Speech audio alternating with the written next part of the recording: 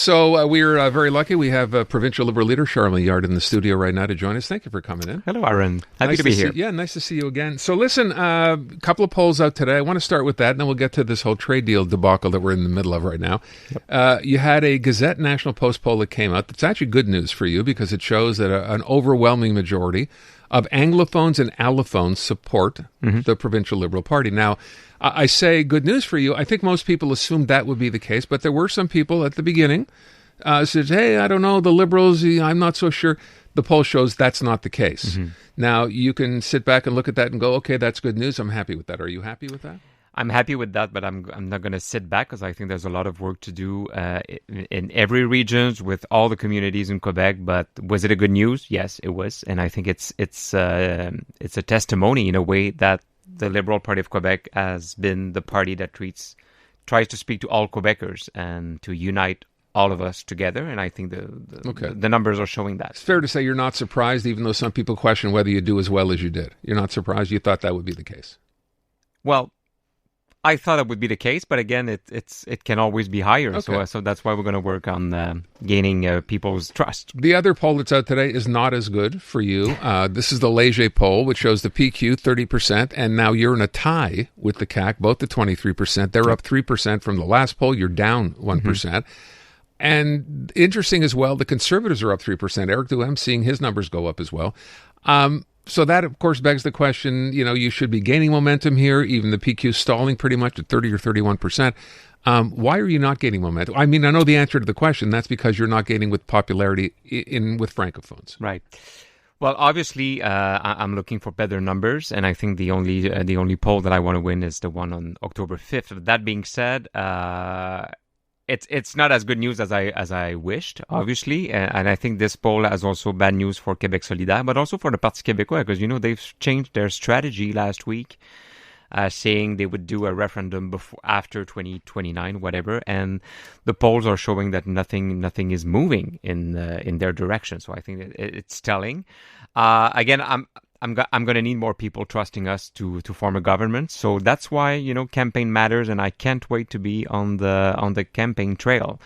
So again, it's going to be about, the leader, the team, the platform. So I think it's about time that this campaign starts. So I will tell you one thing. Because, the CAQ has been, let's be honest, they've been overexposed over the past few weeks with everything that is happening. In the best possible way. Because they are the government, and, that's how democracy works. But when the National Assembly will be dissolved in a couple of hours, probably, we'll be on a more, even level, even playing field. I would, obviously, if you're the premier and taking advantage of what's been going on lately, you have this big announcement on Newfoundland and, the Labrador Hydro deal, where she's standing with Mark Carney announcing, 23,000 jobs going to be created. Yesterday, you have a shipbuilding contract awarded, going to be worth $11 billion. She's been the beneficiary of some very, very good news. People look at that and go, wow, she's getting the job done. But once the campaign begins, as you said, things will change. There's also 3 debates, and I've said this before on my show. I think once the debates begin, a lot of what's happening now will be forgotten because the attacks will begin. It's still a government that's been in power for 8 years, has run up a huge deficit. There's a lot there. My question is, last time I think you were in here and you talked about devoting time to going into the regions and dealing with Quebecers, that doesn't seem to be played out in this poll. You don't seem to be gaining any traction. I understand that, but again, I know what our platform will be, and I think it's going to appeal to Quebecers. So again, campaign matters. I know the needle will need to move, quicker than not. But I'm confident. I mean, I'm full of energy. I'm very positive about this campaign. I know that I'm the least, well-known leader, but I think there's a real pool of potential growth that I'm going to be working on, and I still have some great candidates to announce in the coming hours. And you're right in saying that the CAQ has been the beneficiary in a way. But again, we all know that this deal with Newfoundland, we need to thank Claudine Bouchard, the CEO of Hydro-Québec, for that. I think it's mostly a commercial deal. And yesterday, yes, there was an agreement with an announcement. For Davie Shipyard. But you know what? Right after that announcement, Mr. Carney came to Quebec City and had a private lunch with me. It was a public event, but a private conversation. And we spoke a lot about our ideas, our platform for the coming election, and our need to unite and to be as together as possible. Canada speaking, if you want. So it was a great dinner. So I don't think that Mr. Carney is helping anybody in any way. And I think is very eager to see what's going to happen in the coming weeks. So I'll point out to a couple of things that have gone on in the news. I had Eric Duhem on my show about a week or so ago. He talked about, eliminating Santé Quebec, and some of his plans, I think, was to cut $40 billion, whatever it was, off the budget. You had Paul Saint-Pierre Plamondon in the news, again, for a variety of reasons. Number one, with respect to this putting off the referendum till 2029 when Trump is no longer in office, cutting Santé Quebec. They seem to be attracting attention for specific things they're saying. I don't think I can say the same about you. Now, I want you to hear, to that end, Tom Mulcair, who's our political analyst, he was on this morning and was asked about you because we knew you would be in today. I want you to hear what he had to say and tell me how you react to this. Yep. I listened to Milliard, very smart guy, but you listen to him for 30 seconds, you sort of go, did he actually say anything? Is there a message in there? Yeah. And they haven't been able to construct a message. They haven't been able to define where they fit into this election. And I think that the bad news that we see in Léger poll today, unfortunately for the Liberals, and I know a lot of people who listen to us like the Quebec Libs, but I think that they're in deep, deep trouble. So your reaction to what he said?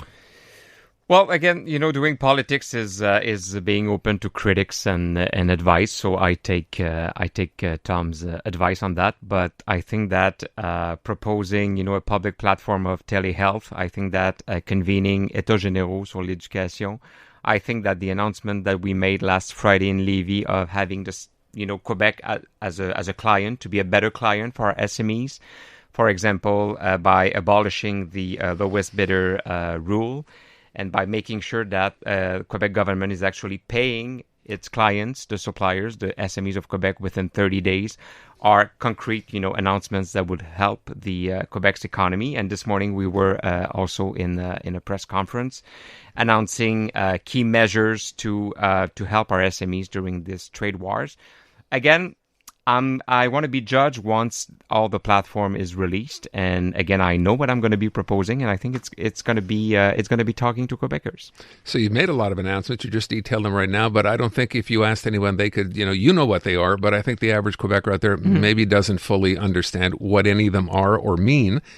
You're well intentioned, which is great. But as I said, you talk to some of the others. Eric Duhem makes no bones about what he wants to do. We all know about Paul Saint-Pierre Plamondon.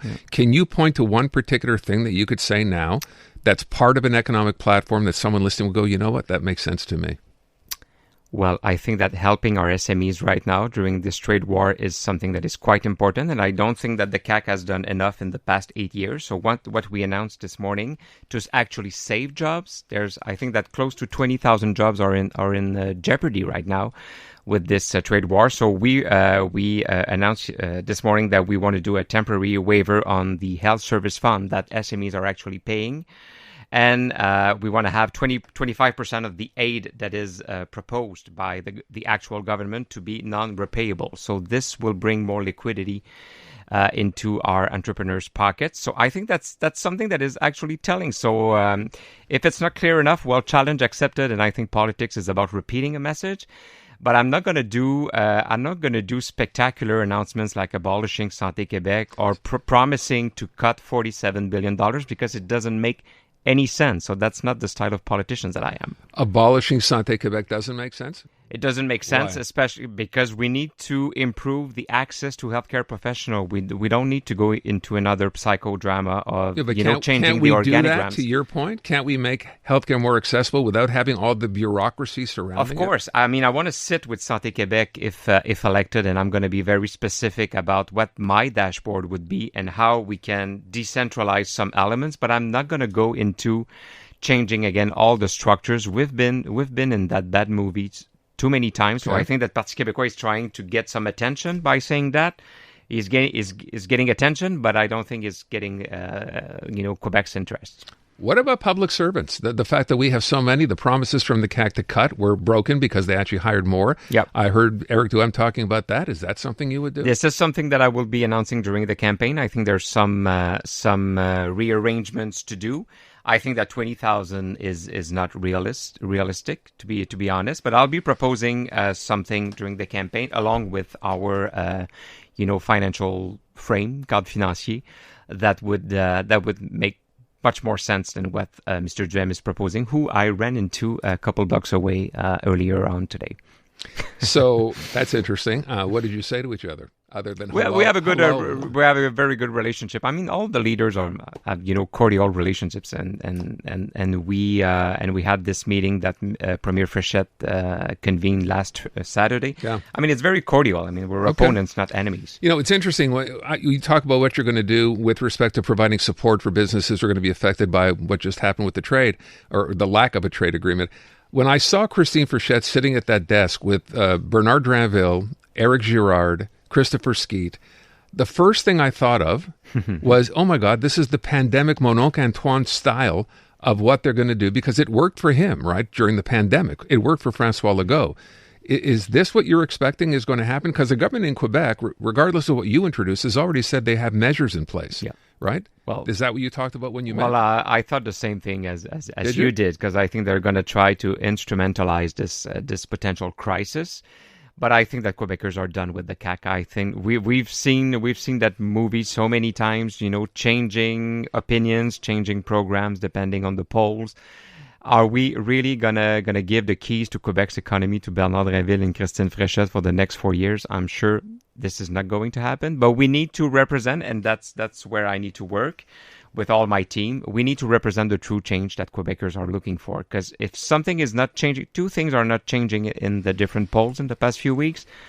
The Parti Québécois is never going up, even if they're changing their strategy on referendum. And Quebecers are looking for change. That's for sure. Last question before I let you go. With respect to the trade deal that didn't happen, we mentioned, of course, they'd convened the press conference. You know what happened today with the counter tariffs federally. Yes. What's the Quebec Liberal plan? Were you elected, the new leader, the new government? What would you be providing to businesses and employees? Well, I think that we need to work closer together as Canadians, and I think that the CAQ is not able to provide any kind of security in that regard, because they've let down Canadian diplomacy in the past 8 years. They're trying at 10 to midnight to make us feel like they care about Canada, but we all know that they don't. And that's why we need to have the only true Federalist Party to actually work with Mr. Carney, with all the premiers. Last week, I announced that if elected, I'm going to do a pan-Canadian tour early in my mandate, because I want to build those alliances with the different premiers, but also with the leaders of oppositions, economic associations, people that I already know, but will bring this network to the good use for Quebecers. We will leave it at that, Monsieur Milliard. Appreciate you coming in. As always, hope we can talk. I know we will during the campaign at some point as well. Hello, Canada. This is Bryan Adams Radio. Hosted by Bryan Adams himself. We'll play a few of mine, a ton of my favorites, and some must-hear behind-the-scenes stories from the world of rock and roll. I'm coming to get you! One thing about doing rock and roll so long is you end up meeting a lot of the people that you admire. Sometimes you even get to work with them. It's only love, and that's all. Bryan Adams Radio. I'm coming back to you. Now available on the free iHeartRadio app. Everybody, how are you tonight? Sounds great.